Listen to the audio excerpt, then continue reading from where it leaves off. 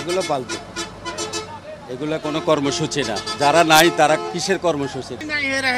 এই দেশে থাকি লাভ কি? এরাও চলে যাওয়া, আমি মনে করি যে এরাও চলে যাওয়া দরকার। এদের এখানে কাজ কি? এখানে যেখানে নেত্রী নেই এখানে তাদের কাজ কি? এখানে আর এরা বাড়িতে বসে থাকা দরকার, ঘরে বসে চুরি পরে বসে, আর কিছু না। এটা আমরা এখন ইয়ে করে তো লাভ নাই, কারণ সাধারণ মানুষকে হয়রানি করার দরকারটা কি? সাধারণ মানুষ এখন ভালো আছে, কোনো সমস্যা নাই।